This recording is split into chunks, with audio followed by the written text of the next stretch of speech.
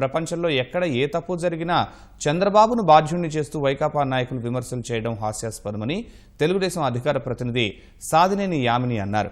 ప్రజల మనోభావాల పట్ల ఏమాత్రం విశ్వాసం లేని వైకాపా నాయకులు ఏకంగా దేవుడి పట్ల కుట్రపూరితంగా వ్యవహరిస్తున్నారని మండిపడ్డారు.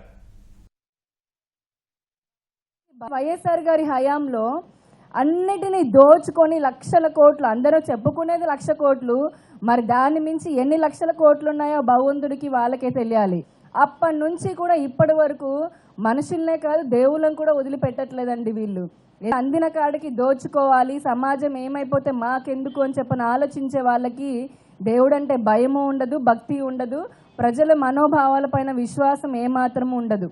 ఇకపోతే వీళ్ళకి తోడుగా ఇప్పుడు పైన కేంద్రంలో ఉన్న భారతీయ జనతా పార్టీ వాళ్ళు తయారయ్యారు. సాక్షాత్తు వెంకన్న సాక్షిగా మీరు ప్రమాణం చేశారు అని చెప్పని 5 కోట్ల మంది ఆంధ్రులు ఎప్పుడైతే వెంకన్న గారి పేరు తీసుకుని వచ్చారో, ఆ వెంకటేశ్వర స్వామి గారి పేరు, అక్కడితో వాళ్ళ టార్గెట్ కూడా వెంకన్న స్వామి అయిపోయారు.